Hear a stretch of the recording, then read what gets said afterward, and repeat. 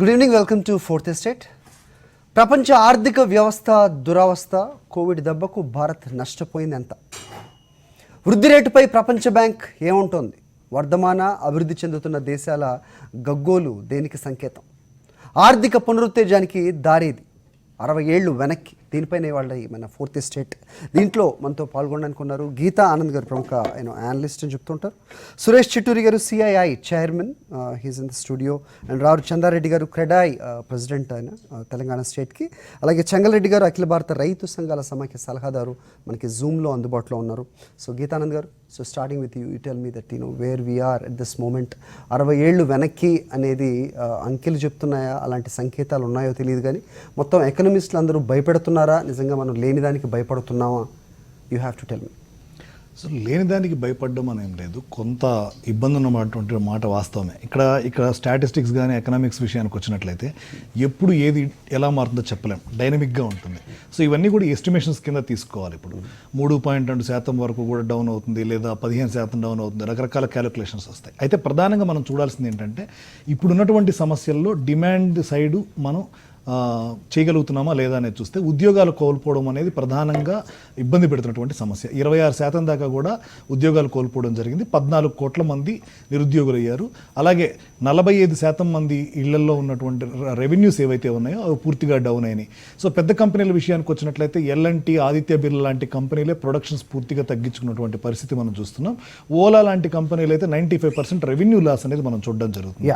అలాగే రిటైల్స్ విషయానికి వచ్చినట్లయితే పూర్తిగా రిటైల్ సెక్టర్ డౌన్లోనే ఉందని చెప్పొచ్చు. సేల్స్ అనేవి అనుకున్నంత ఇదిగా లేవు. ఈవెన్ ఇప్పుడు మనకి మాల్స్ ఇవన్నీ స్టార్ట్ చేసిన తర్వాత కూడా ఫుట్ఫాల్ చూసినట్లయితే చాలా తక్కువ ఉంది.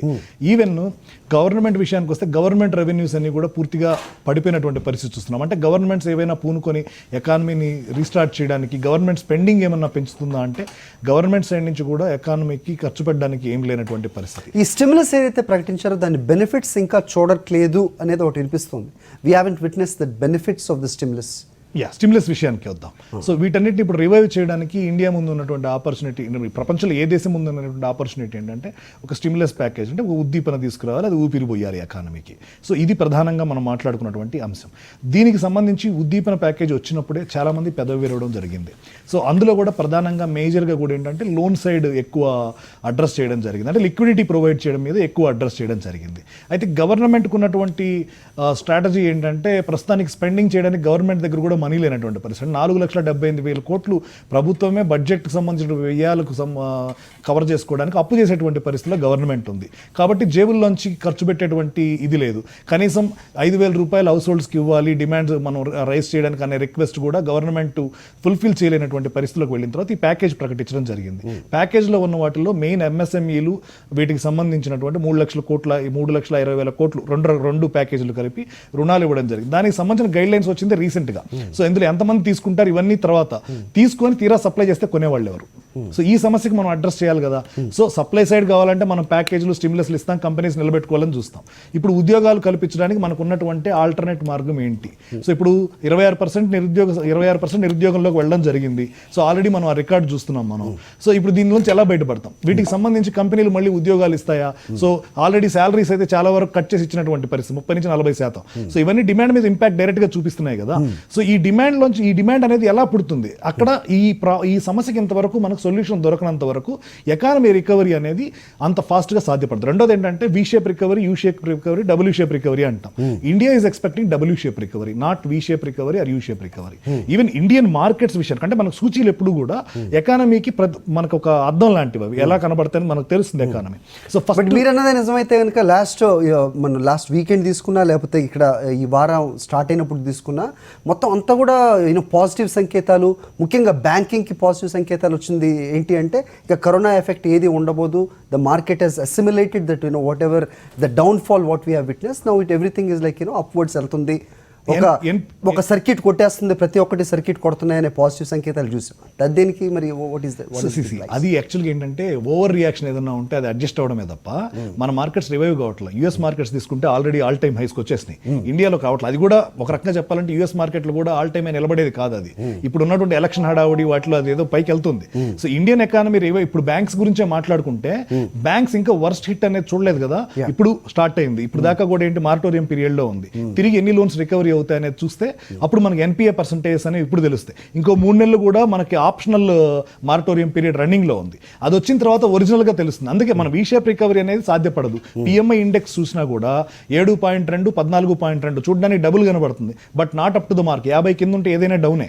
సో ఇవన్నీ కూడా ఏంటంటే మనకి V shape recovery, U shape recovery కనబడట్లేదు, డబుల్ యూ షేప్ రికవరీ కనబడుతుంది. అయితే ఇక్కడ ఏంటంటే out of the box thinking కావాలి. ఇప్పుడు గవర్నమెంట్ నుంచి కానీ గవర్నమెంట్ పాలసీస్ నుంచి కానీ మనం డిపెండ్ అవుతుంది. చైనా +1 స్ట్రాటజీ ఉంది కదా, దాని మీద మనం ఇప్పుడు సస్టైన్ అవ్వాలనుకుంటే మనం దానికి తగ్గట్టుగా మనం ఎలాంటి పాలసీస్ని డిఫైన్ చేస్తున్నాం, ఈజ్ ఆఫ్ డూయింగ్ బిజినెస్ని ఎలా ఇంప్రూవ్ చేస్తున్నాం, ఇప్పుడు కొత్త బిజినెస్లు ఆల్రెడీ ఉన్న బిజినెస్లు వాటిని ఎలా సర్వైవ్ చేస్తున్నాం అన్న దాని మీద జాబ్స్ అనేవి నిలబడతాయి. వన్స్ జాబ్స్ నిలబడ్డ తర్వాత ఎకానమీ తిరిగి రివైవ్ కావడానికి, పుంజుకోవడానికి అవకాశం కనబడుతుంది. సో ఎంఎస్ఎంఈలకి సంబంధించి అడ్రస్ చేశారా అంటే ప్రస్తుతానికి చేసింది సరిపోయింది అని అనుకున్నా కూడా ఇవన్నీ కూడా కొత్తగా తీసుకోవాల్సినటువంటి పరిస్థితి ఉంది. అంటే గవర్నమెంట్ ఇప్పుడు దాకా తీసుకునే చర్యలే కాకుండా భవిష్యత్తులో తీసుకోవాల్సినవి చాలా ఉన్నాయి రికవరీ చేయడానికి. రైట్. యా. సో రామచంద్రారెడ్డి గారు మీరు చెప్పండి. సో రియల్ ఎస్టేట్ రంగం ముఖ్యంగా దీని గురించి మాట్లాడాలంటే డైరెక్ట్గా ఆర్ ఇండైరెక్ట్గా అతి ఎక్కువ మంది లేబర్ తీసుకున్నా కానీ, లేకపోతే ఎంప్లాయీ వీళ్ళు తీసుకున్న ఎంప్లాయీ సెగ్మెంట్ వీళ్ళు తీసుకున్నా కానీ ఎక్కువగా ఆధారపడేది కానీ, లేకపోతే direct or indirectly real estate మీద అనేది సర్వత్రా అందరూ చెప్తున్నమాట. సో రియల్ ఎస్టేట్ రంగంలో ఇప్పుడు చూసుకుంటే ఎలాంటి లాంటి సంస్థలు లేకపోతే మిగతా పెద్దవి అందరూ కూడా చెప్తున్నారు లేబర్ సమస్య ఎంత ఉంటుందంటే అది కుట్టిన హిట్కి కోలుకోవడం ఇంకో 2 ఏళ్ల వరకు మనం చూడలేము అనేది. Is it fact? If it is the fact that wear the economy is going. మీరు చెప్పినట్టు యాక్చువల్గా మనది అంటే రియల్ ఎస్టేట్ 11% డిపెండెన్సీ ఉన్నది ఎంప్లాయ్మెంట్. అలాగే ఇండైరెక్ట్లీ ఆల్మోస్ట్ 8 to 9% ఉన్నది. అంటే ఆల్మోస్ట్ 19-20% ఈ ఇండస్ట్రీ మీదే, రియల్ ఎస్టేట్ ఇండస్ట్రీ మీదే డిపెండ్ అయి ఉన్నది. బట్ ఇప్పుడు యాజ్ ఆన్ టుడే చూస్తే మీరు అన్నట్టు మైగ్రెంట్ లేబర్ ఏదైతే ఉందో అది యాక్చువల్గా 2 months ఆల్మోస్ట్ 1.5 45 days తెలంగాణ స్టేట్లో ఎస్పెషల్గా, అంటే అదర్ స్టేట్స్లలో కూడా మనకు ఫస్ట్ నుంచి స్టార్ట్ అయింది కన్స్ట్రక్షన్ యాక్టివిటీ. బట్ అప్పటి వరకు మేము ఆల్మోస్ట్ తెలంగాణలో 1 lakh మైగ్రెంట్ లేబర్కు మేము ఫీడ్ చేయడము, రేషన్ ఇవ్వడం జరిగింది. బట్ ఆ తర్వాత ఎప్పుడైతే ఓపెన్ చేశారో ఏది ట్రైన్స్ ఓపెన్ చేయడము, గవర్నమెంట్ వాళ్ళకు ట్రైన్స్ ప్రొవైడ్ చేయడము, ఆల్మోస్ట్ 50-60% లేబర్ వెళ్ళిపోయడం జరిగింది. బట్ ఇప్పుడైతే లేబర్ రావడానికి రెడీ ఉన్నారు. బట్ వాళ్ళకు మనం ఏంటంటే ఫెసిలిటీస్ ప్రొవైడ్ చేయడం, అంటే ఐ మీన్ బార్డర్ ప్రాక్టికల్ అంటే మనం గత 2-3 నెలల కంటే తీసుకుంటే ఇప్పుడు పెరుగుతున్న నెంబర్స్ చూసినా నిజంగా అది భయపడే పరిస్థితులు కనిపిస్తున్నాయి. ఓకే, ఒకవైపు నుంచి ఇది భయం కాదు, జాగ్రత్త ఉంటే సరిపోతుందని గవర్నమెంట్ పదే చెప్తుంది, విచ్ ఇస్ ఫైన్. బట్ నిజంగా వాళ్ళు వెళ్ళిన పర్పస్కి ఇప్పుడు తిరిగి వస్తే కనుక అది ఏ రకంగా జస్టిఫైడ్? నెంబర్ 1, వాళ్ళు తిరిగి రావడానికి ఏ రకంగా సిద్ధంగా ఉన్నారు? ఇప్పుడు గవర్నమెంట్ వాళ్ళకి ఇస్తున్నది, ఎస్ గవర్నమెంట్ ఎవరైనా అడ్రస్ చేసింది అంటే కనుక లోవర్ ఎవరైతే పూర్ ఉన్నారో వాళ్ళకి కావాల్సిన తిండి కానీ లేకపోతే అవసరానికి కానీ వాళ్ళకి ఇస్తున్న క్రమంలో వాళ్ళ ఊళ్ళకి వాళ్ళు వెళ్ళిపోతే, ఫర్ ఎగ్జాంపుల్ ఉత్తరప్రదేశ్ తీసుకుంటే 80 లక్షల మంది లేబర్ మొత్తం నలుమూలల దేశం నుంచి వాళ్ళు అక్కడికి వెళ్ళిపోయారు. వాళ్ళు ఇక్కడ రావడానికి ఏముంది ఇక్కడ అంటే ఇప్పుడు ఎస్ హైదరాబాదే తీసుకున్నాం ఫర్ ఎగ్జాంపుల్, అనదర్ ఎగ్జాంపుల్. ఇక్కడ పెరుగుతున్నాయి, రోజుకి 100ల సంఖ్యలో పెరుగుతుంది. యావత్ దేశం తీసుకుంటే 10,000కి రీచ్ అయిపోయాం. సో ఈ స్టేజ్లో ఎవరు రావడానికి సిద్ధంగా ఉన్నారు? యాక్చువల్గా అంటే ఇప్పుడు మీరు చూస్తే ఎక్కడైనా కూడా ఉంది ఆల్రెడీ. ఇండియాలో ఏదైతే ఉందో ఎర్లీ అంటే మన లాక్డౌన్ పెట్టడము, దాంతో అప్పుడు కంట్రోల్ అయింది. తర్వాత ఎప్పుడైతే ఓపెన్ చేశారో డెఫినెట్లీ ఇట్ కర్వ్ అప్ ఉన్నప్పుడు కంట్రోల్ అవడం కాదు, అవగాహన వచ్చింది, జనాలు అవగాహన వచ్చింది. బయటికి లేకపోతే అప్పుడే స్టార్ట్ అవుతుంది. దేనికి ఉపయోగపడింది అంటే అవగాహన రావడానికి. అవగాహన వచ్చింది. కరోనాని ఎంత భయంకరమైనది, దానికి ఏం చర్యలు తీసుకోవాలి, ప్రికాషన్ ఒకటే మార్గం అనేది ప్రతి ఒక్కళ్ళకి, నో మ్యాటర్ రిచ్ పూర్ ఎవరికైనా సరే అర్థమైంది. బట్ అదేం కంట్రోల్ చేయలేకపోయింది. ఈ రోజు మనం చూస్తున్నాం. సో డెఫినెట్గా ఇండియా ఇంకా దాని పీక్స్ చూడలేదు అనేది ప్రతి ఒక్క. అంటే నేను దాన్ని ఏకీభవించాను. ఎందుకంటే ఆ రోజే పెట్టకపోతే ఆ రోజే ఈ మైగ్రెంట్ లేబర్ అది కంట్రోల్ ఏ మేరకు చేసింది అనేది లేకపోతే ఈ నెంబర్ అనేది ముందే వస్తుండే. పోస్ట్ పోన్ చేసినాము అండ్ అవేర్నెస్ పెంచినాము. దట్ సోషల్ డిస్టెన్స్ అనేది అందరు పబ్లిక్ నేర్చుకున్నారు. అండ్ ఎట్లయితే మాస్క్ పెట్టాలి ఇదంతా మొత్తం అవేర్నెస్ వచ్చింది. అండ్ జాగ్రత్త పడే తత్వం కూడా ఏర్పడ్డది. అండ్ నేర్చుకున్నాం, దాంతో ఏంటంటే మనకు మైగ్రెంట్ లేబర్ ఏదైతే వెళ్ళారో వాళ్ళు కూడా దే ఆర్ కంఫర్టబుల్. ఇప్పుడు ఇంకోటి ఏంటంటే మీరు ఉత్తరప్రదేశ్ లో కానీ అక్కడ కానీ వాళ్ళకి షెల్టర్ లేదు ఉందామంటే. అండ్ ఇంకోటి ఏంటంటే ఆల్రెడీ 45 days మేము ఫుడ్ ప్రొవైడ్ చేసినాము, వాళ్ళకి కావాల్సిన నెసెసిటీస్ ప్రొవైడ్ చేసినాము. సార్ వాళ్ళు వెళ్ళింది వాళ్ళు వెళ్ళి ఇంకా 20 రోజులు అవ్వలేదు. లేదు, స్టార్టింగ్ కొంతమంది వెళ్ళారు. ఇప్పుడు మీరు ఎప్పుడైతే వాళ్ళు వాక్ చేసుకుంటూ పోయినప్పుడు లేకపోతే కొన్ని వెహికల్స్ తీసుకొని పోయిన అదే ఆల్మోస్ట్ 1 month అవుతుంది. ఇప్పుడు గవర్నమెంట్ మొత్తం అది చేసింది మీకు మా ఏప్రిల్ ఎండింగ్ లా, కానీ దానికంటే ముందు కూడా కొంతమంది వెళ్ళారు. ఇప్పుడు ఎప్పుడైతే వాళ్ళు వాకుల 700 kilometers 800 kilometers వెళ్ళిన తర్వాత గవర్నమెంట్ రియలైజ్ అయ్యి అప్పుడు పంపించడం జరిగింది. కానీ అంతకుముందు వెళ్ళిన వాళ్ళు ఎవరైతే ఉన్నారో వాళ్ళు రావడానికి రెడీగా ఉన్నారు. అండ్ వాళ్ళు ఇంకోటి ఏంటంటే 45 days కూడా వాళ్ళకు వేజెస్ లేవు. అండ్ ఓన్లీ మనం నెసెసిటీస్ ఇవే ప్రొవైడ్ చేసినాం. కాబట్టి వాళ్ళు ఇప్పుడు వాళ్ళకు 100% వాళ్ళు రావడానికి రెడీ ఉన్నారు. ఇప్పుడు వస్తున్నారు కూడా. ఈవెన్ మన గవర్నమెంట్ తెలంగాణ గవర్నమెంట్ అయితే ఇక్కడ ప్రొవైడ్ చేస్తుంది. ఇప్పుడు పాసెస్ ఇస్తున్నారు. గవర్నమెంట్ తీసుకునే చర్యల మీద ఆధారపడి ఉంటుంది. Security what government should provide them. వాళ్ళు వెనక్కి వస్తే వాళ్ళ పరిస్థితి ఏంటి? బికాజ్ లేదంటే కనుక ఇక్కడ 14వ floor లో ఎవరో బుక్ చేసుకుంటారు సార్ ఫ్లాట్. అది ఈ రోజు వాళ్ళు వెళ్ళిపోయారు, రైట్? దాని పరిస్థితి ఏంటి? ఇక్కడ ఈఎంఐలో ఓకే 3 నెలల మారిటోరియంలో ఇంకోటో, but when the clarity is going to come and ఆ లేబర్ ఎప్పుడు వస్తారు, ఇది ఎప్పుడు కంప్లీట్ అవుద్ది, అప్పటి వరకు వాళ్ళ పరిస్థితి ఏంటి అనేది. అంటే మేము కూడా ఒక స్ట్రాటజీ ప్లే చేస్తున్నాం. యాక్చువల్గా ఏదైతే రెడీ టు ఆక్యుపై ఉన్నది, ఆల్రెడీ కంప్లీషన్ స్టేజ్లు ఉన్నది, దానికి ప్రిఫరెన్స్ ఇచ్చి దాన్ని కంప్లీట్ చేస్తున్నాము. అండ్ అండర్ కన్స్ట్రక్షన్ ఉన్న వాటి మీద కొంతవరకు ఇక్కడ నుంచి షిఫ్ట్ చేస్తున్నాము. అండ్ ఏదైతే లాంచ్ ఉందో, అంటే ఇప్పుడు లాంచ్ చేయాల్సిన ప్రాజెక్ట్స్ అన్ని ఆల్మోస్ట్ 6 months వరకు పోస్ట్పోన్ చేస్తున్నాం because of this shortage of the labour. దాని మీద కాన్సన్ట్రేట్ చేసి కంప్లీట్ చేద్దామనే ప్రయత్నం చేస్తున్నాం. when it is organized అంటే ఈ లేబర్ రియల్ ఎస్టేట్ రంగం ఈ క్రెడా ఇవన్నీ వచ్చి ఒక ఆర్గనైజ్డ్ ఒక అండర్ అంబ్రెల్లా అనేది కనబడుతున్నప్పటికీ ఈ లేబర్ ఎవరెవరు ఎక్కడికి వెళ్ళాలి, ఎక్కడ పని చేయాలి అనేది అసంఘటితంగానే ఉంది. దానికి ఒక ప్రాపర్ ఇది లేదు. ఈ షేరింగ్ అనేది సాధ్యమా? మీరు చెప్తున్నట్టుగా కంప్లీషన్ అయ్యే క్రమంలో వాటికి పంపించడానికి అంటే ఇప్పుడు సపోజ్ నేనే ఉన్నాను, ఆర్విన్ ప్రైవేట్ లిమిటెడ్, ఒక 5 వెంచర్స్ నడుస్తున్నాయి. దాంట్లో ఏదైతే స్టార్టింగ్ స్టేజ్ ఉన్న వెంచర్ ను స్లో డౌన్ చేసేసి ఏదైతే రెడీ టు ఆక్యుపై ఉన్న దాంట్లో మేము కాన్సన్ట్రేట్ చేసి దాంట్లో పూజ చేస్తున్నాం. కాబట్టి అట్లా మేము కంపెన్సేట్ చేస్తున్నాం. ఒక గ్రూప్ కి సంబంధించిన వెంచర్స్ ఒక 4-5 ఉంటే మీరు చెప్పిన పద్ధతి సారు యువి అవన్నీ చెప్పి నాకు అవన్నీ తెలియదు. బట్ ఒకటి నేను చెప్పగలుగుతాను ఏంటిది అంటే మా దీంట్లో ఇప్పటికీ లేబర్ షార్టేజ్ ఉన్నది. మా దాంట్లో ఎంప్లాయ్మెంట్ పోదు. మేము ఇంకోటి ఏంటంటే most of the developers salary cut చేయలేదు, ఓన్లీ డిఫర్మెంట్ చేశాము. అండ్ అంటే ఇంట్రెస్ట్ బర్డెన్ పడుతుంది కావచ్చు మా మీద, ఆ బర్డెన్ మేము ఇంకా క్యారీ ఆన్ చేయాలంటున్నాం. ఏంటంటే ఇప్పుడు మీరు 3 months ఇవ్వకుండా ఒకటేసారి 1 year ఇవ్వండి. 1 year ఇచ్చేసి ఏంటంటే వీల్ కాన్సన్ట్రేట్ అంటే ఈ లోన్ పేమెంట్, ఈఎంఐలు కానీ ఇంట్రెస్ట్లు కానీ ఈ దాని నుండి మేము కన్స్ట్రక్షన్ మీద కాన్సన్ట్రేట్ చేస్తాము. కాబట్టి ఈ ఇష్యూలో అంటే దాని మీద మేము ఎక్కువ ఫోకస్ చేస్తే డెఫినెట్లీ కన్స్ట్రక్షన్ యాక్టివిటీ మాత్రం ప్రాబ్లం కాదు. అండ్ వీఆర్ అంటే మాకు కూడా ఇప్పుడు రెగ్యులర్గా ఎంక్వైరీస్ వస్తున్నాయి. అంటే ఇప్పుడు ఇంకోటి ఏంటంటే ఈ 2 months కూడా మీరు ఏమైంది, 2 months కూడా స్టాండ్ స్టిల్ అయింది అండ్ ఆల్మోస్ట్ పాజ్ మోడ్లు ఉన్నది. దాంతో కూడా మీకు అంత ఇప్పుడు ఎకానమీ ఏదో మీరు అన్నట్టు 1 lakh crores లేకపోతే ఇంకా సంథింగ్ లేకపోతే 60 years బ్యాక్ పోయింది అనేది ఎట్లా తెలుస్తుంది? ఇప్పుడు ఫర్దర్ ఇంకా మీకు కంట్రోల్ లేకపోతే ఇంకా వర్సన్ అయితే లేకపోతే మళ్ళీ లాక్డౌన్ పెడితే ఇట్లాంటి సిచ్యువేషన్ లో మీకు వరస్ట్ అవుతుంది సిచ్యువేషన్. బట్ ఇప్పుడు ఈ రోజు ఉండి మనం ఏదో అయిపోతుంది లేకపోతే నష్టాలు జరిగిపోతున్నాయి అని చెప్పడం అంత కరెక్ట్ కాదని పాజిటివ్ నోట్ అయితే చెప్పారు. మనకి రియల్ ఎస్టేట్ రంగం పుంజుకోబోతుంది, సో అంత బ్యాడ్ గా ఏం లేదు. బట్ వరల్డ్ బ్యాంక్ ఏం చెప్తుంది? ప్రపంచ దేశాల పరిస్థితి చూస్తే అభివృద్ధి చెందుతున్న దేశాల పరిస్థితి ఏంటి? 3.2ని హిట్ చేసి అది మళ్ళీ పునరాగమన దిశగా వెళ్తుంది అనే దాంట్లో ఏ స్టాటిస్టిక్స్ ఉన్నాయి, ఎలాంటి నెంబర్స్ దాన్ని ప్రూవ్ చేస్తున్నాయి? అనలిస్ట్ ఉన్నారు, మాట్లాడదాం. అంతకంటే ముందు చిన్న బ్రేక్ వెళ్దాం. Back to the 4th estate. ఆర్థిక పునరుత్తేజానికి దానికి దారేది 60 ఏళ్ళు వెనక్కి వెళ్ళామా? నిజంగా ప్రపంచ బ్యాంక్ వేస్తున్న లెక్కలు దేనికి సంకేతం? ఇండియా భారతదేశం చూసుకుంటే కనుక జీడిపి ఆర్ ఎకానమీ సో ఎప్పటికీ ఇది గాడిలో పడేను. సో అసంఘటిత రంగం ఎక్కువగా ఉన్న అభివృద్ధి చెందుతున్న దేశాల పరిస్థితి ఏంటి? సో ఒక్కొక్కటిగా మాట్లాడుతున్నాం. బ్రేక్ ముందు మనం మాట్లాడాం. సో అనలిస్ట్ గీతా ఆనంద్ గారు చెప్పారు, ఆ తర్వాత రియల్ ఎస్టేట్ గురించి మాట్లాడారు. సో మీరు చెప్పండి సార్, సిఐఐ చైర్మన్గా మీరు ఉన్నారు. How do you see this whole scenario? So డెఫినెట్గా అండి ఇది అన్ఎక్స్పెక్టెడ్ సిచ్యువేషన్. దీనికి you cannot prepare for something like that. I think ఈ స్కేల్లో దెబ్బ అన్నది and there is no nation which is paid. ఇప్పుడు చైనా నిజంగా ఏమవుతుంది అనేది ఎవరికి తెలియదు. అండ్ దట్స్ బట్ నౌ ఇప్పుడు చాలా రకాలుగా చెప్తుందంటే దే అడ్వెంచర్ ఇన్ మన హిమాలయాస్లో కానీ ఇదంతా కూడా ఇంటర్నల్ పాలిటిక్స్ కోసం మనలాగే వాళ్ళు చేస్తున్నారు అన్నది దర్ ఇస్ వన్ కాన్వర్జేషన్. మొన్న పీపుల్స్ కాంగ్రెస్లో కూడా ప్రైమ్ మినిస్టర్ ప్రెసిడెంట్ మధ్యలో చాలా గట్టి ఇదయినాయి అని చెప్పి prime minister propose something, president said nothing wrong, అట్లా కాదని చెప్పి. So there is something going on there also. అది నిజంగా ఎవడో తెలుసు అంటే దిస్ ఇస్ ఆల్ హియర్సే. ఇప్పుడు అట్లాగే this is a really unprecedented situation, ఎవరో యాంటిసిపేట్ చేయలేదు. మనం ఒక రోజు కొరియాని తైవాన్ని పొగుడుతున్నాం, వాళ్ళు ఎంత బాగా హ్యాండిల్ చేశారని. వాళ్ళు ఏంటంటే లాస్ట్ టైం సార్స్ వచ్చినప్పుడు they had time and an opportunity to prepare for something like this. అయినా వాళ్ళకేం దెబ్బ తగలకుండా లేరు కదా, but they were able to handle this. ఇప్పుడు తైవాన్లోనంట మీరు సెల్ ఫోన్ పక్కన పెట్టేసి 4 గంటలు కదపకపోతే మీకు ఫోన్ కాల్ వస్తుంది. 2 hours మీ ఫోన్ కదలకపోతే ఫోన్ కాల్ వస్తుందంట, ఇంట్లో ఉన్నావా లేదా అని.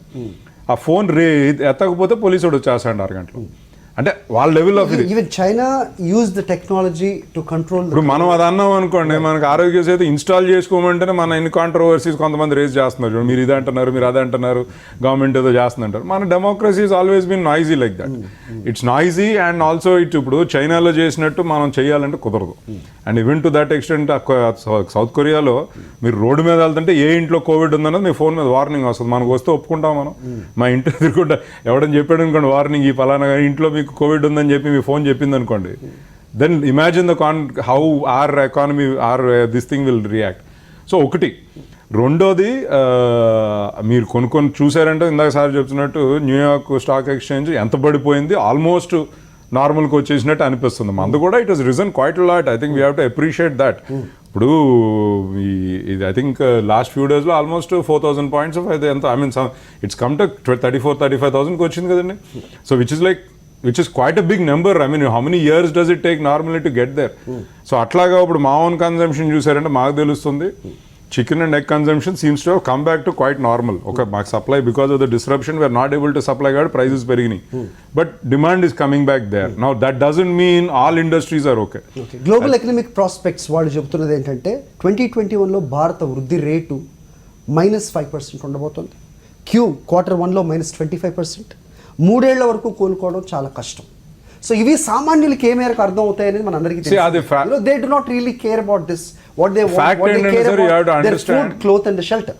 ఓకే, ఇవి సజావుగా వెళ్ళడానికి. సార్ ఫ్యాక్ట్ ఏంటంటే, I'm sorry, I mean understanding them a little bit, even they don't know what they are talking about. They are making an assumption, right? They have been proven wrong multiple times. ఇప్పుడు RBI ఏమంది, inflation పెరుగుతుందని చెప్పి మన interest rate తగ్గించలేదు, inflation పెరగలేదు. తర్వాత ఏం చేశారు? Did they make any correction about that? Over last 4-5 years ఎన్నిసార్లు వాళ్ళు ఏమన్నారు, ఇన్ఫ్లేషన్ పెరుగుతుందేమో అని చెప్పి ఇంట్రెస్ట్ రేట్ తగ్గించలేదు. It didn't go up. What correction? All them పోతుంది. ఫ్రాంక్లీ ఇప్పుడు I have a strong objection to what RBI is this, because targeting inflation in a country like India and compromising growth was a big no-no. It was a very big this thing. And illandru imported philosophy తీసుకొచ్చి what American government ఏం చేస్తుంది, problem వస్తే they printing money, వీళ్ళేంటి మన print చేయొద్దని చెప్పి మనకి they come from an imported theory and all that. See, we are also part of this system. Now, do I know everything? No. I'll also grant you that. నేను అన్ని correct, నాకని తెలుసా నేను అంటలేదు. ఎకానమీస్ ఏముందండి, వాళ్ళది కాదనుకోండి, తప్పు అయితే పోతాడు, ఇంకొకటి వస్తాడు. సో మీరు చెప్పండి శ్రీనివాస ఫార్మ్స్ యాక్చువల్లీ వీటి గురించి తెలియని వాళ్ళు లేరు. We have seen the success rate, we have seen the growth rate at this moment after corona. You know ఈ మొత్తం ఇండస్ట్రీ ఒకదాని తర్వాత ఒకటి హిట్ అవుతున్న నేపథ్యంలో ప్రస్తుతం ఉన్న పరిస్థితుల్లో మీరు ఎలా చూస్తారు? సో మేమైతే ఒకటండి, we definitely have a big problem. Not now, we had a problem. And frankly చెప్పాలంటే మా problem came even before corona started because of rumours. So our issue is not so much corona, is that law and order didn't work. Law and order didn't take care of false news, rumors spread. That is the problem I see in for us mostly. ప్రతి ఒక్కడు ఇప్పుడు పేటాలంటే వాళ్ళు they are putting false news. ఏంటంటే ఇది live మార్కెట్లో no information, nothing has been proven, right? వాళ్ళు they are with impunity they are able to give ads in papers, full page ads, దీనివల్ల వచ్చింది అంటున్నారు. There is no consequence to them. So that is what we suffered. On the other, we adopt the mechanism where we can tell the proper message. See that now frankly చెప్పాలంటే that's a failure from our part, because we didn't anticipate this. Who knew something like this will come అని చెప్పి 8 రూపీస్కి పడిపోద్దని ఎప్పుడు అనుకోలేదు. 8 rupees loss అవుతుంది అనుకున్నాం, కానీ 8 రూపీస్కి చికెన్ రేట్ పడిపోద్దని చెప్పి మేము ఇమాజిన్ చేయలేదు ఎప్పుడు. And now somewhere now we have to get ready for it, right? But on the whole ఇప్పుడు record price, we have never had a price like this now, like now. But of course supply is not there. Consumers are recognising that if you need good health you need to eat high quality protein అని, vitamin D బాగుండాలని, then it's a great this thing. Now we're very 2006లో ఇలాగ అయినప్పుడు 2006కి 2019కి 6 times grow అయింది industry, right? So now this is what we see as a flip for us to grow next 7-8 times in the next 20 years. Okay. So that's there. But second time we also need to get that we are always ఏదైనా ఈ industry there is I don't know sudden గా ఒకటంటే green ఎగ్జెంటెడ్ అసలు ఎందుకన్నాడు ఏంటి so అంటే మన భారత ప్రధాని గారు ఇంతకు ముందు అంటే ఆయన వరుసగా ఒకటి తర్వాత ఒకటి ఇచ్చిన ఏదైతే ప్రసంగాల్లో ఉందో సెల్ఫ్ సస్టైన్డ్ ఇండియా అని ఏదైతే మాట్లాడారో which is I think which is no I think it is something that we have to take it seriously now. Right. మీరు యుఎస్ చూడండి, యూకే చూడండి, జపాన్ చూడండి, కొరియా చూడండి, they always are China today what have they done, they always encourage the local industries. మన దగ్గర ఏమవుతుందంటే ఒక్కోసారి we get two ఏమంటారు ఐడియలిస్టిక్, ఈ ఐడియలిజంలో పడిపోయి అసలు పాయింట్ అనేది మర్చిపోతాం మనం. We have to protect, every country has done that, go read the history. I recommend a book on that, right?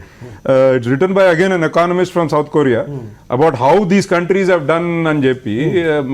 మనం ఇది ఇప్పుడు first time I think I really like that policy.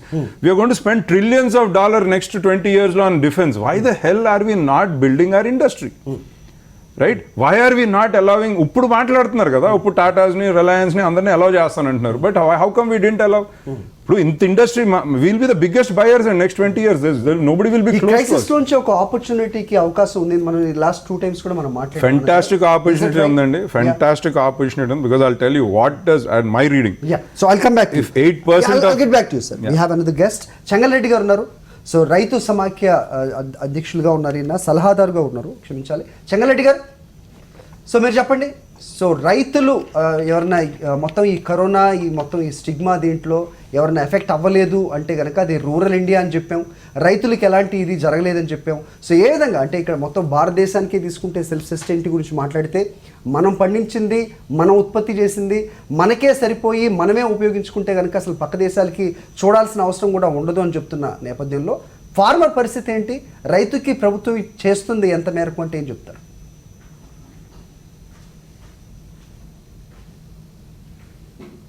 Chengalreddy గారు, సౌండ్ రాట్లా. చెంగల్రెడ్డి గారు, I think there seemed to be a problem when we try to re-establish the connection. Yeah, you were saying something. Yeah. ఇప్పుడు మీరు China నుంచి ఒక 7 to 8% industry కనుక move అయిందంటే మనం double అయిపోతాం, right? And that's as simple as that. And మనం పెద్ద దానికి definitely we need to put in a certain effort today and all that. ఇప్పుడు చైనాలో productivity is very high, skill level is very high. మనకోమో we have never focused on that. మనకోమో ప్రతి ఒక్కడికి అన్ని థీరమ్స్ ఆఫ్ అల్జీబ్రా అని చెప్పేస్తుంటాం స్కూల్లో. జర్మనీలో ఆర్ హాలండ్లో 14-year-old kid can decide his career and does what is needed for that. మనం ఎందుకు అందరికీ పాప వచ్చినా రాకపోయినా వాడికి ఫిజిక్స్ దొబ్బేసి అన్ని చేసేసి, because it's been skill development అంటే చీప్గా చూసాం. Who did that? We did that. So ఇప్పుడు మాకు పోల్ట్రీలో tell me how many veterinarians I need, how many are with training? ఇవాళ వాళ్ళతో మాట్లాడారు అనుకోండి, ఏదో హై థీరీ మాట్లాడతారు వాళ్ళు. ఇప్పుడు people are in charge. I mean it's really really frustrating. నన్ను పిలవరండి, ఎందుకంటే ఇలాగే చెప్తాను. ఎందుకంటే నేను అంటుంది వాళ్ళ లెక్క ప్రకారం అండి ఇవాళ 3 లక్షల వెటనరీయన్స్ ఉండాలి ఇండియాలో అంటారు. They have graduated 65,000 since independence, right? వాళ్ళు వేసిన థీరీ నేను వేస్తే 2030కి మనకు 10 లక్షల వెటనరీయన్స్ కావాలండి. They are going to graduate another 75,000. Do you know it's 4 times more complicated to start a veterinary college than medical college? What logic is this? అంటే how can you veterinarian be more complicated than starting human colleges? ఇప్పుడు కూడా కరెక్టే. ఇప్పుడు అది ఊబి ఎలాగుందంటే అండి, they have everyday వాళ్ళకి full time job. అదే మేము ఉంది మాకు టైం వెళ్ళి బతిమాలి ఏదో అని చెప్పి. Okay, that is our mistake. So that's why I'm also trying to organise the industry today and say this will not work. చెప్పండి. So food processing that where we need to keenly మనం concentrate చేయాల్సిన రంగాలు ఏమన్నా ఉన్నాయంటే అది ఏం చెప్తారు? Real estate గురించి రెడ్డి గారు మాట్లాడారు, సురేష్ గారు చెప్పింది కూడా మనం విన్నాం. సో మీరు ఓవరాల్గా అనాలిసిస్ చేస్తూ ఉంటారు. So how do you see this? So యాక్చువల్గా ఇండియాకి ఉన్నటువంటి స్ట్రెంత్ వ్యవసాయం అనుకుంటే దానికి సంబంధించి ఫుడ్ ప్రాసెసింగ్ యూనిట్స్లోనే మనం ఫెయిల్ అవుతా ఉన్నాం. బయట వాళ్ళు ఇంతకుముందు కూడా మనం చాలాసార్లు మాట్లాడుకున్నాం, బయట ఎక్కడో దేశంలో పండించినటువంటి ఓట్స్ని వాడు బ్రాండ్ చేసి రెడీ టు ఈట్ చేసి ఇండియాకి తీసుకురాగలిగితే అంతకన్నా పోషక విలువలు ఉన్నటువంటి మన చిరుధాన్యాలను మనం ఎందుకు మార్కెట్ చేసుకోలేకున్నాం? ఎందుకంటే దానికి ఒక స్ట్రాటజీ కావాలి, దాని ప్యాకింగ్ కావాలి, దాని గ్రేడింగ్ కావాలి, ఇవన్నీ ఉన్నాయి. సో దీని సైడ్ మనం కనుక కాన్సన్ట్రేట్ చేస్తే ప్రపంచం ఆరోగ్యం గురించి పరిగెత్తుతున్నప్పుడు మన ఫుడ్ అనేది చాలా ఇంపార్టెంట్. రెండోది ఇంకోటి చూడండి, 42 ఫుడ్ పార్క్స్కి సంబంధించినటువంటి ప్రతిపాదనలు వస్తే రెండు మాత్రమే పూర్తయినటువంటి పరిస్థితి ఉంది ఈరోజు ఇండియాలో రీసెంట్గా తీసుకుంటే. ఈరోజు ఇండియాని రివైవ్ చేయాలి అంటే ఫస్ట్ ఆఫ్ ఆల్ గవర్నమెంట్ కొంత స్పెండింగ్ చేయాల్సింది ఎక్కడ ఇన్ఫ్రాస్ట్రక్చర్ బిల్డింగ్లో చేయాలి. అది చెరువులు దవ్వుతామా లేకపోతే రోడ్లు వేస్తామా, ఇటు సైడ్ కొంత స్పెండింగ్ చేసుకోవాలి. దాంతోపాటు ఇమీడియట్గా చేయాల్సింది ఏంటంటే ఇలాంటి ఫుడ్ పార్క్స్, తర్వాత వాటర్ కూడా కన్సంప్షన్ లెవెల్, ఇండియాలో వాటర్ అవైలబిలిటీ లెవెల్ తగ్గుతుంది. పర్ హెడ్ మనకు 1740 క్వార్టర్ లీటర్స్ కావాల్సింది ఇప్పుడు మనం 1400కి వచ్చేసాం మనం. ఆ 340 తగ్గుతుంది. దానికోసం 1,00,000 చెరువులు దవ్వచ్చు మనం దగ్గరగా. ఇలాంటివి గవర్నమెంట్ చేసి, అలాగే ఫుడ్ ప్రాసెసింగ్ యూనిట్స్ వ్యవసాయాన్ని గనక ఇమీడియట్గా స్టార్ట్ అంటే వ్యవసాయాన్ని గనక మార్కెటింగ్ అంటే ఒక ఉత్పాదన లాగా, ఒక ఫ్యాక్టరీ లాగా, ఇండస్ట్రీ లాగా చేయగలిగితే ఎకానమీ రివైవల్లో దాని పాత్ర చాలా వరకు ఉంటుంది. కొన్ని ఇండస్ట్రీస్ గురించి మనం మాట్లాడితే 15,000 కోట్ల రూపాయలు టూరిజం ఇండస్ట్రీ దాదాపు దెబ్బతినేటువంటి పరిస్థితి చూస్తున్నాం. 3,000 కోట్ల రూపాయలు ఆతిథ్య పరిశ్రమలకు సంబంధించిన వాటిలో నష్టాన్ని మనం ఇప్పుడు రీసెంట్గా చూసాం. సో ఇవి ఇప్పుడల్లా తిరిగి కోలుకునేటువంటి పరిస్థితి లేదు. ఈవెంట్ మేనేజ్మెంట్ కంపెనీస్ 3,000 కోట్ల నష్టాలు ఉన్నాయి. ఈవెంట్స్ అనే లైవ్ ఈవెంట్స్ ఏవి జరగట్లేదు. సో ఇలా ఇండస్ట్రీస్ పరంగా చూసుకుంటే చాలా ఇండస్ట్రీస్ దెబ్బతింటున్నాయి. కొంతవరకు సురేష్ గారు చెప్పినట్టే వాళ్ళకి ఫుడ్కి సంబంధించింది కాబట్టి అది ఎలాగో రికవరీ ఫస్ట్ అవుతుంది క్విక్గా. తర్వాత రియల్ ఎస్టేట్, కూడు గుడ్డ నీడ, వీటికి సంబంధించిన ఫాస్ట్గానే రికవరీ అవుతాయి. మరి మిగతా వాటిలో ఎక్కడ రికవరీ అవుతుంది? ఇప్పుడు ఎలక్ట్రానిక్ గూడ్సే తీసుకుంటే కన్సంప్షన్ అనేది కానీ బయింగ్ లెవెల్ అనేది అంటే పర్చేసింగ్ పవర్ అనేది అంత ఉండదు. ఇప్పుడు ఒకప్పుడు ₹1,00,000 పెట్టి ఫోన్ కొనేప్పుడు 60,000లో చూస్తాడు, 40,000లో చూస్తాడు. సో అలాగే గ్యాడ్జెట్స్ తగ్గించుకుంటారు. ఇవన్నీ కూడా ఏంటంటే ఒక ఇండస్ట్రీస్ ఈ మెయిన్ ఎసెన్షియల్స్ ఏవైతే ఉన్నాయో అవి సస్టైన్ అవుతాయి. ఫార్మా సస్టైన్ అవుతుంది. ఎప్పుడు లేనిది గత 5 సంవత్సరాల్లో లేనిది లాస్ట్ 3 నెలల్లో 30% రిటర్న్స్ చూశారు ఫార్మా స్టాక్స్కి సంబంధించినటువంటి రిటర్న్స్ చూస్తే. అంత గ్రోత్ కనబడతా ఉంది. ఎందుకని? ఇప్పుడు అది ఎసెన్షియల్ కాబట్టి. ఈ నాన్ ఎసెన్షియల్ ఏవైతే ఉన్నాయో వీటికి సంబంధించిన ఇండస్ట్రీస్ రికవరీ కావడానికి ఎంత టైం పడుతుంది, వాటికి సంబంధించిన ప్లాన్స్ ఏమున్నాయి. అలాగే ఇప్పుడు కొన్ని పాలసీస్ తీసుకుంటే కంపెనీస్ వచ్చేదానికి ఆహ్వానం పలకడానికి మనం తీసుకుంటున్నాం. ఇప్పుడు ప్రొడక్షన్ లింక్డ్ ఇన్సెంటివ్స్ ఉన్నాయి, పిఎల్ఐస్ ఉన్నాయి. పిఎల్ఐస్ కనుక కొంతమేర అంటే ఏం లేదు, మీరు ఎంత ఉత్పత్తి చేస్తే మీకు సంబంధించి అంత మేము ఇన్సెంటివ్ ఇస్తామంటే మీకు డబ్బులు ఇస్తామని చెప్పి గవర్నమెంట్ ప్రకటిస్తుంది. దానివల్ల ఏమవుతుంది, మ్యానుఫ్యాక్చరింగ్ అనేది పెరగడానికి అవకాశం ఉంది. అయితే దానికి సంబంధించిన పిఎల్ఐస్లో కొన్ని లిమిటేషన్స్ వల్ల బయట నుంచి ఫ్యాక్టరీస్ ఇండియాకి రావాలంటే కొన్ని అడ్డంకులు ఉన్నాయి. అలాంటి వాటిని కొంత ఓపెన్ చేయాలి అంటే ఇంకా కొద్దిగా లిబరలైజ్ చేసుకోవాల్సిన పరిస్థితి ఉంది. రెండోది మీరు మన ఇక్కడ మ్యానుఫ్యాక్చరింగ్ ఇక్కడ మనం రిలే కావాలా అనేది గవర్నమెంట్ చెప్తేనో ఇంకోటో కాదు.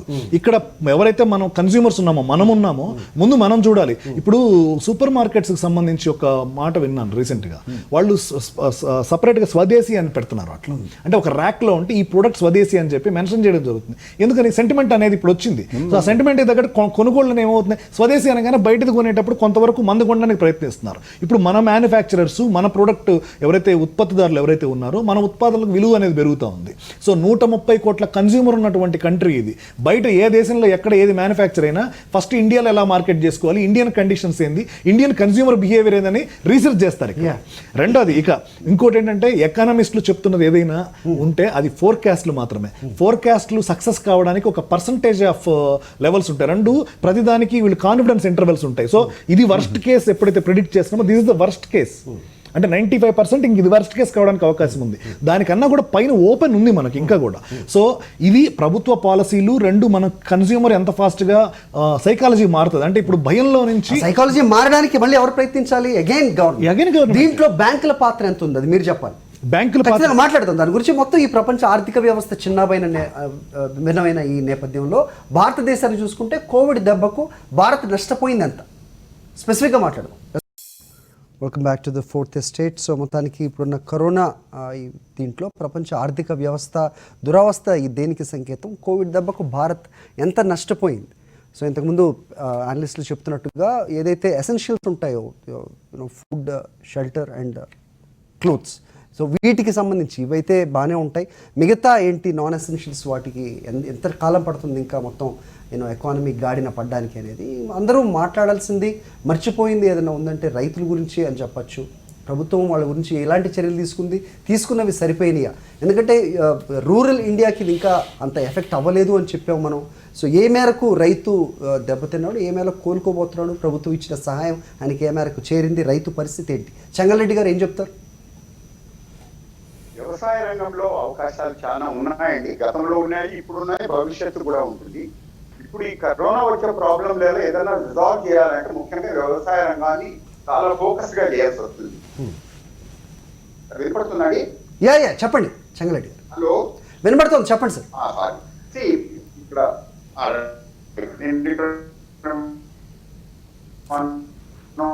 మనం ఆలోచించాలి ఏంటంటే,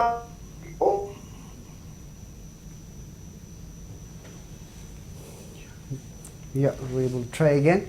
చెప్పండి సార్. సో భారత్ నష్టపోయింది ఎంత? 2008లో భారత్ నష్టపోయింది రోజుకు 3,200 కోట్ల రూపాయల లెక్కన 21 బిలియన్లు. ఒక్కొక్క అంచనా ఒక్కొక్కటిది ఒక్కోలా ఉంది కోవిడ్ పీరియడ్లో.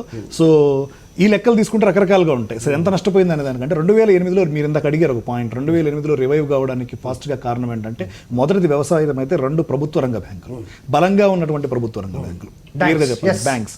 ఈ రోజు బ్యాంకింగ్ రంగం కనుక ప్రభుత్వ రంగ బ్యాంకులు కనుక బలంగా ఉంటే ఏమవుతుందంటే కొంచెం లోన్స్ ఇవ్వడంలో కొంత లిబరల్గా ఉంటారు. అంటే కొంచెం డాక్యుమెంట్ అటు ఇటు ఉన్న వీళ్ళ ప్రెషర్స్ మీద ఇచ్చేసుకుంటూ వస్తారు లోన్స్ అనేవి. ఇప్పుడు ఏమవుతుంది, ప్రభుత్వ రంగ బ్యాంకులు బలంగా లేకపోయేసరికి ప్రైవేట్ రంగ బ్యాంకులకు మీరు అప్రోచ్ అయితే వాళ్ళు ఇప్పుడు ఉన్నటువంటి భయంలో అవసరమైతే తీసుకుపోయి repo rate, reverse repo rate తెచ్చుకుందామని చూస్తారు తప్ప లోన్స్ ఇద్దామా వద్దా అనేటువంటి సందిగ్ధత అనేది విపరీతంగా ఉంటుంది. అంటే స్క్రూటినీ పెరిగిపోతుంది. దానికి ఎవరు గ్యారెంటీ ఇవ్వాలి? ప్రభుత్వం గ్యారంటీ ఇవ్వాలి.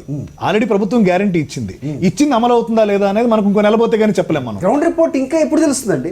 మనం లాస్ట్ చర్చలో పాల్గొన్నాం, అంతకు ముందు పాల్గొన్నాం. చెప్తాను. అక్కడ ప్రభుత్వం ప్రకటిస్తుంది ఒకటి, బ్యాంకుల్లో జరుగుతుంది ఒకటి. గ్రౌండ్ రిపోర్ట్ ఇంకోలా ఉంది.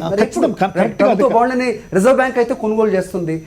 దీని అంతటికి ఎండ్ యూజర్ గా ఎవరున్నారు?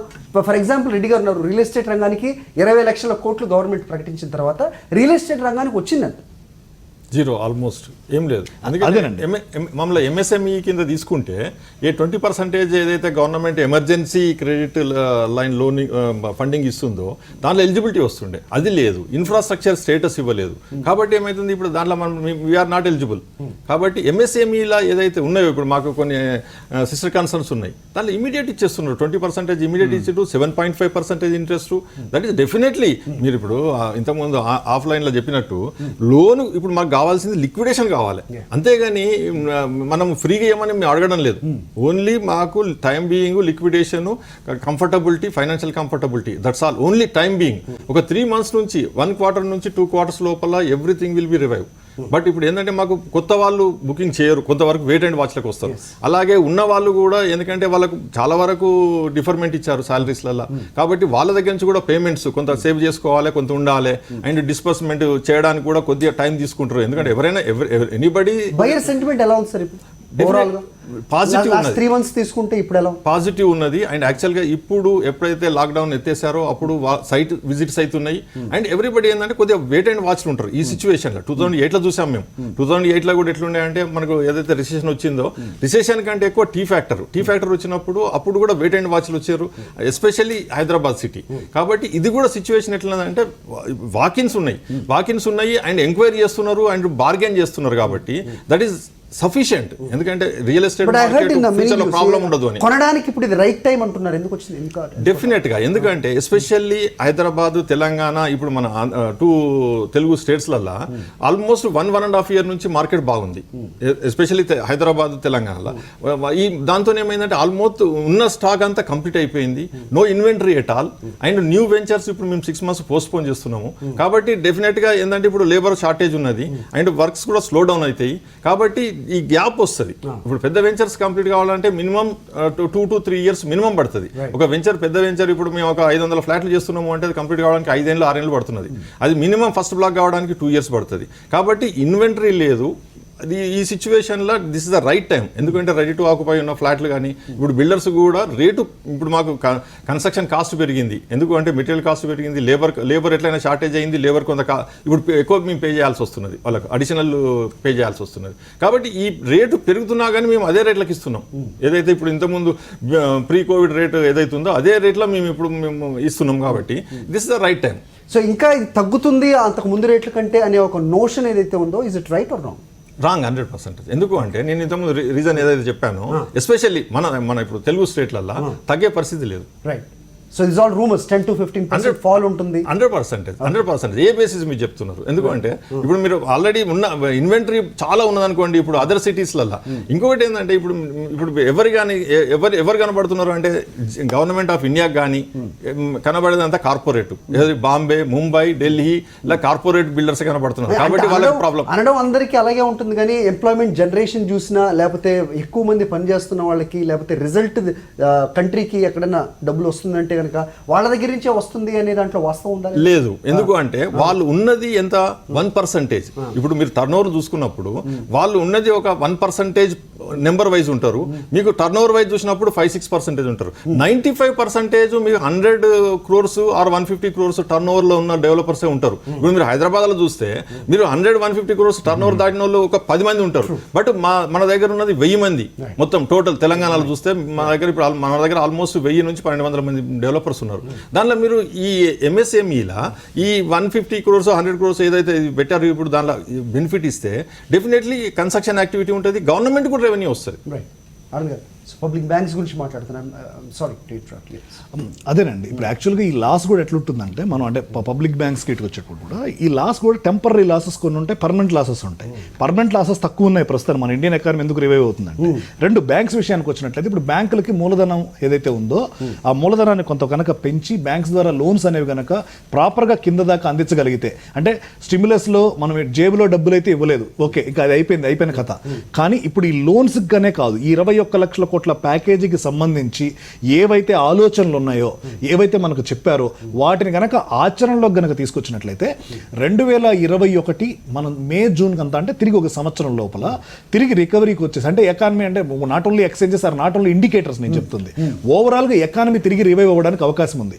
ఇప్పుడు కూడా మీరు చూడండి ఫాస్ట్ గా రికవరీ లాంగ్వేజ్ లో మాట్లాడాలంటే అతని బయింగ్ పవర్ పెరిగే అవకాశం ఎప్పుడు ఉంటుంది?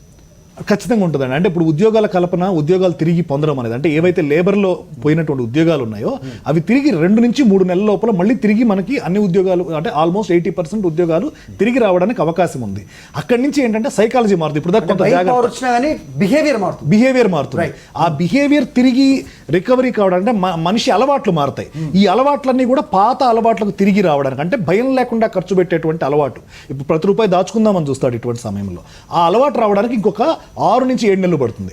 ఇవన్నీ కూడా టెంపరీ లాసెస్ ఏవైతే ఉన్నాయో అవన్నీ తిరిగి అప్పుడు అక్కడ ఆ చివరిలో రికవరీ అవుతాయి. ఇట్లా ఓవరాల్గా మనకు ఒక 9 to 10 months లోపల తిరిగి ఇండియన్ ఎకానమీ పుంజుకోవడానికి అవకాశాలు ఉన్నాయి. అయితే వి షేప్ రికవరీ అంటే 2 నుంచి 3 నెలలు అయి ఉండాలి, యూ షేప్ రికవరీ అంటే 6 నెలలు, ఇది మాక్సిమం సంవత్సరం.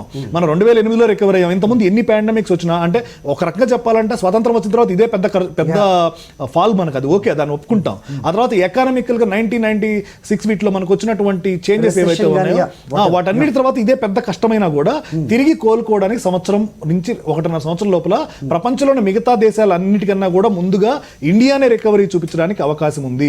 దానికి ప్రధాన కారణం ఏంటంటే ఇక్కడ మనకు సర్దుకుపోయే తత్వం ఏదైతే ఉందో అది, అంటే ఖర్చులు ఓవర్గా పెట్టేస్తా ఉండేవాళ్ళు, లైఫ్ స్టైల్ ఉండేవాళ్ళు కూడా లేనప్పుడు ఏం చేస్తారంటే అన్ని తగ్గించుకొని బండి దగ్గర తినడానికి, 5 స్టార్ హోటల్ నుంచి మామూలు బండి దగ్గర తినడానికి కూడా మన వాళ్ళు రెడీ అవుతారు.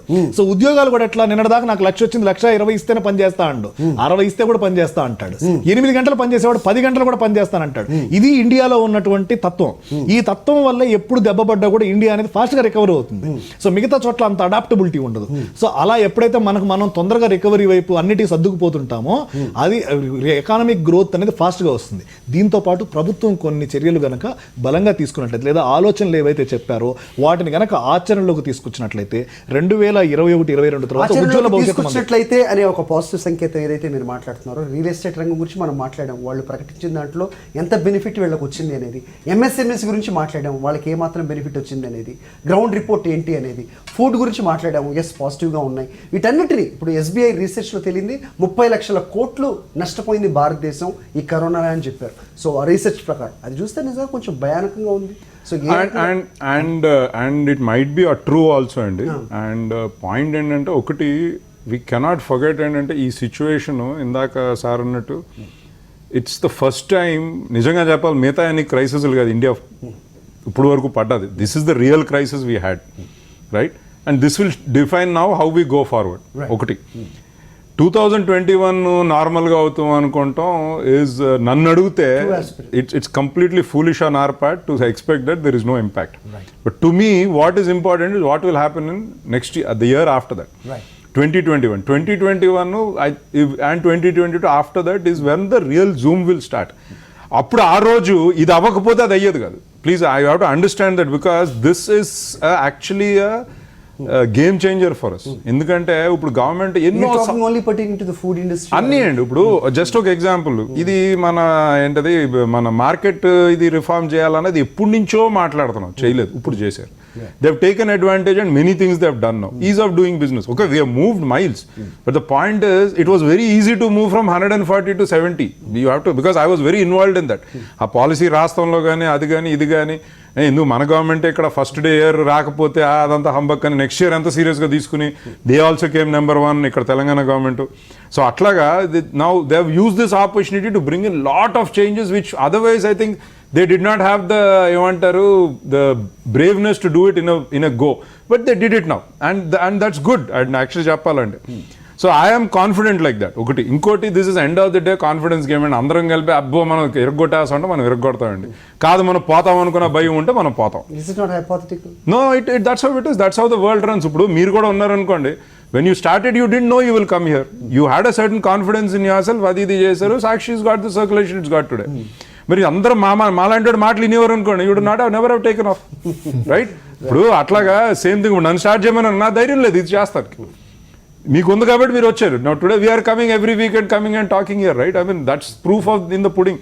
సో ఇది కూడా సింపుల్ థింగ్ అదేనండి. ఇది as a nation if you believe will come out of the strong, will come out. Then there is no doubt our, because all signs are in our favor now. There is no doubt about it. We have to believe in science more than the reality. And that's how things go. ఇప్పుడు a great person అని మీకు Steve Jobs first phone చేయాలి million phones అమ్ముదామని ఆస్తో మొదలెట్టాడు sir. Today $40 billion they sweep every year cash బ్యాంకులో వేసుకుంటున్నారు వాళ్ళు. They didn't start with thinking that will go to 40 billion. ఒక ధైర్యం మనిషి అన్నది ఫస్ట్ ఆశాజీవి sir, especially as we as industrialist. మాకు కూడా మన వీ డెడ్ హార్వర్డ్లో అదే చెప్పారు, you are the most important person here. మీరు నెగిటివ్ మైండ్ సెట్లోకి వెళ్ళారంటే world is in danger. You are in positive mind set, the world will be okay. So let's hope for the best and అందరు positive దీంట్లో సంకేతాలని తీసుకొని ఆ సైన్స్ని మనం పాటిస్తే కనుక ఖచ్చితంగా ఎకానమీ రివైవ్ అవుతుంది. సో నష్టపోయిన దాన్ని చూడడం కాదు, మనం ఎంత దీని నుంచి పుంజుకోగలం. సురేష్ గారు అన్నట్టు 2 ఏళ్లలో దీనికి డబల్ అవుతుంది. దానికి కారణం ఈరోజు మనం చూస్తున్న స్లంపే అంటున్నారు. So let's hope for the best. Geetanand గారు మీ అనాలిసిస్ కూడా ఇచ్చారు. ప్రభుత్వ బ్యాంకింగ్ రంగం ఇప్పటికైనా పటిష్టంగా ఉండాలి. దీంట్లో ఎలాంటి రాజకీయాలకి తావు లేకుండా మన వ్యవస్థ నడిస్తే మాత్రం ఖచ్చితంగా ఇది ఇలాంటి రంగాలకి చిన్న మధ్య పెద్ద తరహా పరిశ్రమలకు వీటన్నిటికీ బ్యాక్ బోన్ బ్యాంక్సే. బ్యాంకు వెనకాల ప్రభుత్వం ఉంటే కనుక yes we can definitely witness the growth sooner than expected. That's what we all say. Thank you all for joining with us tonight. ఇది వాళ్ళ 4th Estate. చూస్తూనే ఉండండి.